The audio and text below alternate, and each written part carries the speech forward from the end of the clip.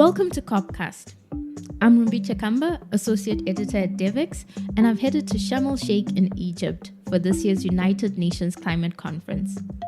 In this podcast series, we bring you inside the walls of the Blue Zone for a series of in-depth conversations with climate and development leaders, asking them the big questions. What's really needed to make meaningful progress towards climate goals, and what role should the development community play to support that? For the African continent, the red line, I would say, is finance. Climate change represents a major threat to Africa achieving the Sustainable Development Goals.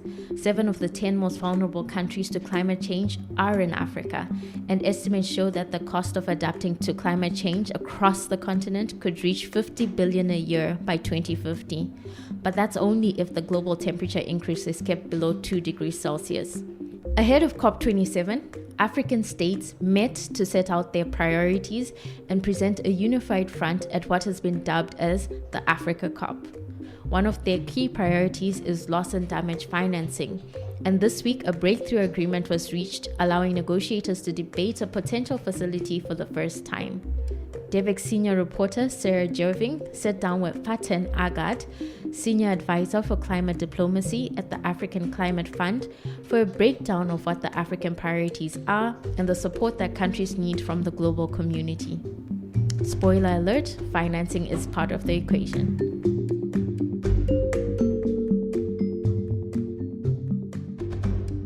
Thanks so much for joining us for this conversation, Faten. Thanks for having me. There's a lot at stake at this COP because of the extreme weather impacting African countries. Can you provide some examples of the ways in which climate change is impacting countries across the continent? Yeah, I think it's as said by the IPCC report, the African continent is one of the most affected regions currently in terms of the impacts of climate change. We're seeing it manifesting itself through, in different forms, in fact, either floods, as we've recently seen in Nigeria, South Africa,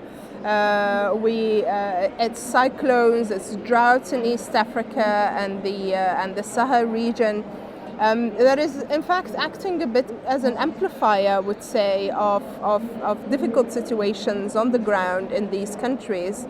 We're also seeing it having an effect on the countries themselves. The African countries spend on average 9% of the GDP as we speak on responding to some of these challenges, either in the form of humanitarian assistance or after these climate crises happen, or through other economic action to counter disastrous effects. Can you tell us a bit about the Foundation's work? So the African Climate Foundation was established in the midst of the COVID period in late 2020. And the key purpose of the foundation is to provide and support a new narrative and the amplification of that narrative for the African continent, which basically places emphasis on the development climate nexus. If one looks at the African continent, it's not just a matter of the environment. The ability of the continent to respond in a just way to climate change require a more holistic perspective that takes into account the development trajectory of our countries. So in the lead up to COP, African nations have worked to create a unified position on what they want out of these discussions. Can you talk a bit about kind of what this list of demands include? So for the African continent, the red line, I would say, is finance. It is finance for loss and damage, as has been quite visible, I think, in the international reporting. It's finance for adaptation in particular, and a strong push for a doubling at least of adaptation finance, but not just the quantity, but also the quality through which the adaptation finance is landing on the continent. It's also a finance for the transition generally. We have had the South Africa Just Transition deal announced in Glasgow last year. And in the lead up to COP, which countries have kind of taken on a leadership role in formalizing this continental position on climate, and kind of how have these discussions evolved? For this particular COP, I think perhaps because the asks were so common across the continent, that there was a very natural, I would say, convergence of the agenda. We do see the way the negotiations and the process of defining these common African positions is structured is rather clear in the African continent. You have an African group of negotiators. You have above that an African ministers. A group that gives the orientation, and above that the heads of states that also then have a role in providing those orientations. And so in that sense, those leaders of those groups from Zambia, which is currently heading the African group of negotiators, to Kenya, which is heading the heads of states platform, to others such as Senegal, for instance, who also played an important role. The COP27 presidency itself, by trying to find ways that led to the inclusion eventually of the issue of loss and damage on the agenda. So I think different countries really across the region, depending on the mandate given to them, have played a role. And what has been the African Union's role, and what role are they playing over the next 2 weeks in the discussions? A very good question. I think the African Union Commission, I assume that's what you're asking for about, has a support function, if I can put it that way. I think we need to remember that in these negotiations, not just in climate, but in different areas, that in the African context, the negotiations are led by sovereign member states, and it's there where the mandate lies. And so the role of our regional organizations is a supportive role in terms of providing the technical assistance, for instance, in terms of mobilizing the necessary support, but also in terms of amplifying some of these diplomatic messages. As we've seen, for instance, recently in the Adaptation Summit or the adaptation meeting to finance adaptation, particularly in Africa, that took place in Rotterdam a few months ago, where again the African Union Commission there played the role of this amplifier of messages, if I can put it that way. And why do you think the international system is failing to deliver on adaptation finance? I think one of the challenges and one of the questions I think we need to put more squarely on the table is the fact that we have delegated this question of adaptation finance to development aid, essentially. and we're in a situation where increasingly countries are not in a position to meet their development aid requirements. We still speak of the 0.7% of official development assistance, and even that is a moving target, where countries, as we've seen recently with the UK, but not only with the UK, also with others, where they are basically reallocating climate finance to buy weapons, for instance, to support Ukraine, and that's highly problematic. So it makes development aid highly unpredictable, and therefore adaptation finance highly unpredictable.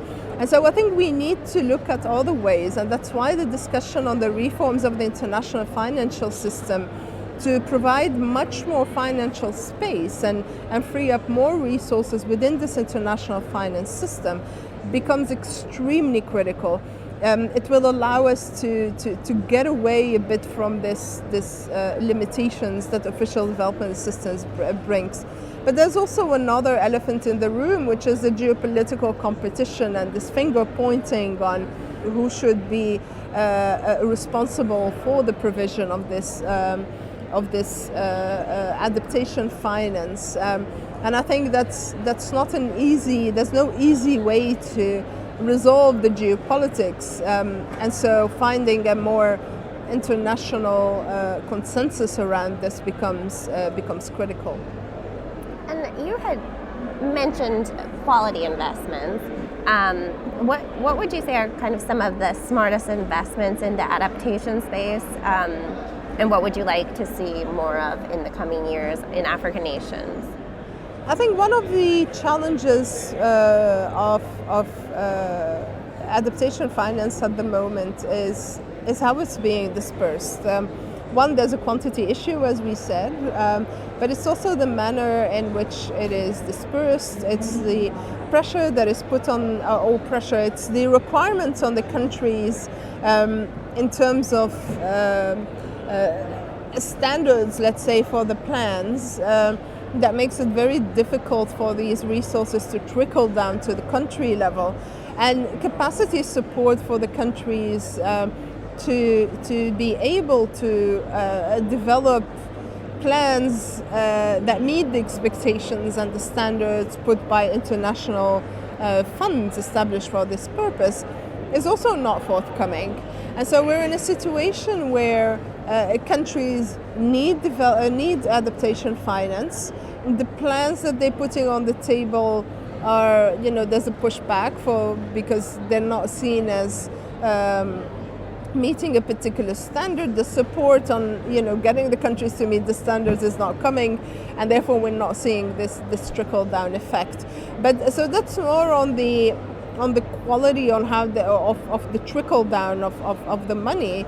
But having said that, I think there are some innovations. I mean, if I take the African continent, there are some innovations that are either led by communities themselves, initiatives of individuals, for instance, around the recovery of wetlands in some areas. We're seeing countries themselves, for instance, also looking at approaches to create or to facilitate a data provision, for instance, through international partnerships. We ourselves, as an African Climate Foundation, for instance, we're partnering with Microsoft, and an announcement was just made, for instance, to avail AI technology, avail data, including through satellites, as open source, to be able to guide through a data approach, a new innovative adaptation approaches in the area of agriculture, for instance, and others. So there are creative ways being found, either at a community level or through these kind of partnerships, but certainly more is needed.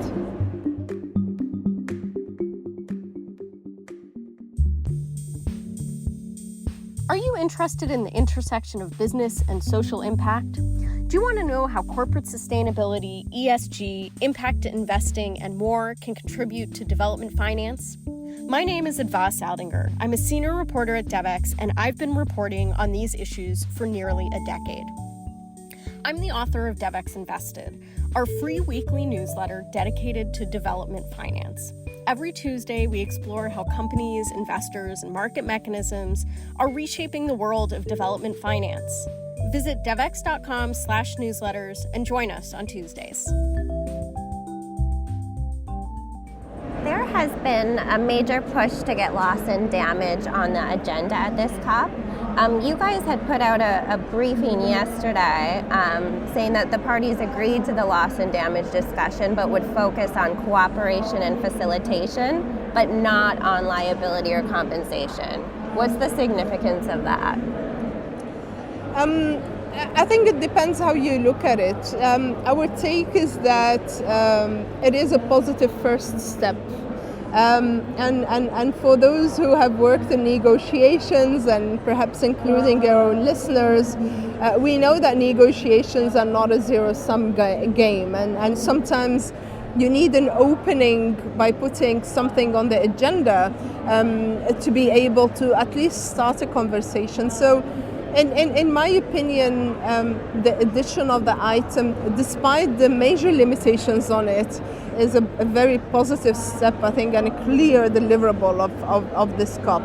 Now, the question of compensation, I think the bottom line is, will there be resources coming to support the countries and the scale of those resources? I think that's the bottom line. What label you put on it is always subject to negotiations, because some countries might not want to have to carry full liability as a sovereign country, but at the same time we need to make sure that this doesn't only boil down to the question of insurance, which is highly problematic for African countries. Insurances in terms of scope do not cover enough issues. They tend not to actually allow countries to respond to loss and damage. And so I think through the current language there is a halfway that has been met, and I think both parties can try to meet halfway, and then hopefully we can build on this agenda before this COP to try and find an appropriate mechanism that responds to the needs, that fills the very huge and important gaps that we see in terms of the current state of loss and damage finance, but caters for the concerns of some countries on the liability question. And what form do you think a finance facility on loss and damage should take? I think what's important is to move beyond a pure discussion on insurance. For several reasons. One, insurance is highly costly for African countries, and so it's very unfair to put the burden on these countries. I mean, even if it's subsidized, if the cost of their insurance is subsidized, it remains a liability that is carried by countries. Plus, they do not cover, in terms of scope, they're not attractive, and so. To me, what a mechanism needs to look like is a one that takes into account both the immediate effect, but also the slow onsetting effects of climate change. I think the latter is not seriously covered at the moment. It needs to be a mechanism that allows resources to be accessed in a flexible and especially a fast way. If a country is sitting in a flood situation, we can't tell the country it's going to take you 6 months to have access to those finances. And so it needs to be a fast response mechanism really as well for these countries to respond. And last but not least, it needs to move beyond the limitations perhaps that we see now in terms of limiting what can be covered, what cannot be covered, and really take the demand of the countries as your starting point. So kind of in the meantime, there is green climate finance available. But one of the challenges is that there is a lot of bureaucracy involved in accessing these funds. So I recently wrote a piece on fragile states and kind of the challenges they're facing in accessing funding from like the Green Climate Fund. What would you say kind of needs to happen in the coming years to make that more accessible? I think the question of what's called fragile states, I think, is a very important one.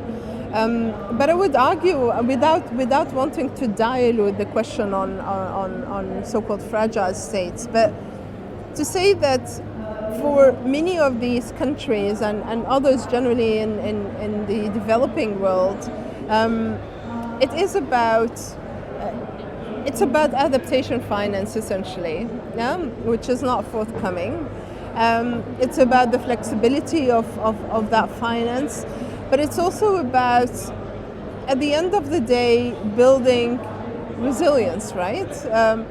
Building economic resilience, building options in terms of creating opportunities, because particularly in these countries, climate creates and accentuates and acts really as an amplifier of pre-existing conflicts essentially. And so for us to be able to basically mitigate the risk of a conflict even flaring up even more, we need to be much more creative. And again, I mean, this question of how fragile states access financing is not peculiar to the climate debate. It's one that has been there for as long as the discussion on official development assistance has been there.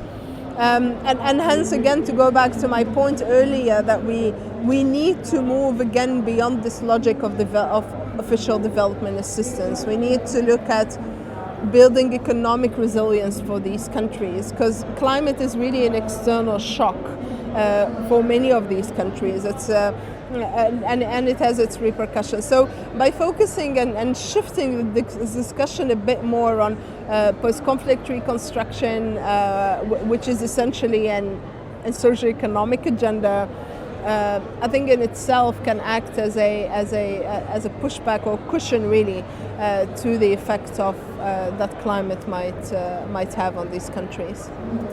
And can you explain what just transition means and how that's playing out in South Africa? Well, the just transition concept is an interesting one. So we had a couple of months ago in September in Cape Town, actually, we as a foundation, we gathered African and other global South countries preparing just transition deals as we know them. And what we noticed is that how each one defines just transition is interesting, because it's just transition about the right of a country to use its fossil fuels. It's just transition about about your finance, etc. But what we found is that there's a common denominator, which is to make sure that countries do not pay the price of something they were not necessarily responsible for causing. And it has a very strong socioeconomic base. It's about ensuring that your population still has jobs, that decommissioning your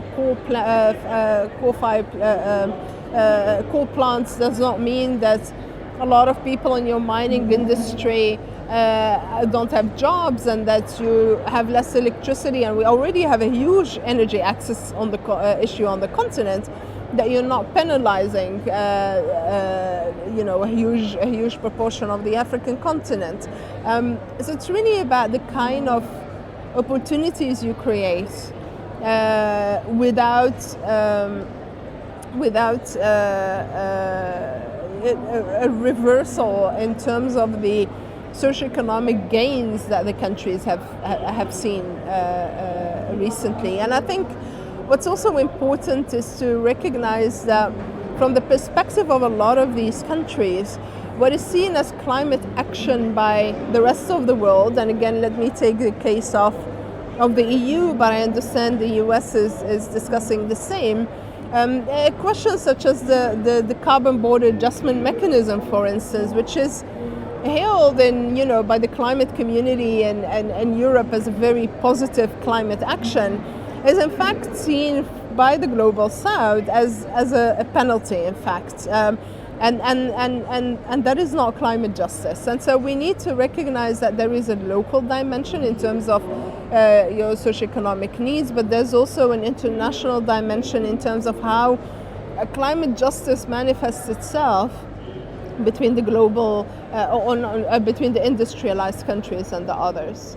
And a lot of African countries do want to use natural gas as a bridge fuel as they make their transition to renewable energy. What are your thoughts on that? Because there are campaigners here that say no more fossil fuel investments. I think we recently did a very interesting modeling exercise looking at different scenarios and their impact on African countries. And what we found is that we need to look at countries we need the different kinds of countries on the African continent. You have the mature producers, which are those that already have the infrastructure. They don't need new investments. Maybe if the investment is needed, is minor, just to scale up existing production. You do have the new producers that already just started investing, and you do have the ones that still need to put investments. And the risk, and we really look, for us, it's the risk of stranded assets in particular. The risk between these three categories is very different, and which means that the impact of using or not of your gas in particular would differ depending on where you sit in these categories. So if you are a country such as that still has to develop the infrastructure, essentially in the next 20 years, 10 to 20 years, your assets will be worth 60% less. If you are a mature producer, the risk is very different. I mean, it's almost minimal. What you're doing then is how are you recovering, how are you smartly designing and or using the revenue from the current windfall, if I can put it that way, of prices. How are you using that to ensure your transition? So your challenge there is how to transition your economy from a fossil fuel dependent country, and a lot of the established gas producing countries in Africa are dependent, their economy is largely dependent on fossil fuels. There your focus is how do you use your current resources to transition. If you are a one that still has to invest, our take is that you have to be very careful, because essentially the risk of stranded assets is huge, and if a country is also using its own budget, you're basically redirecting resources from other areas that are important for your development to invest them in assets that may be worth much less in the next couple of decades. Thank you so much for joining us for this conversation. Thank you for having me. Thanks for listening to COPcast. We'll be publishing episodes every day throughout COP27. So make sure to subscribe on your favorite podcast streaming platform. And if you've enjoyed today's episode, please share it with others you think would be interested in it. You can also leave us a rating or a review on Apple Podcasts. If you have some feedback about this episode that you want to share, or are at COP and want to let us know what we should be covering, would love to hear from you. You can find us on social media at Devex and at @rumbichakamba_, or you can drop us an email at podcast@devex.com.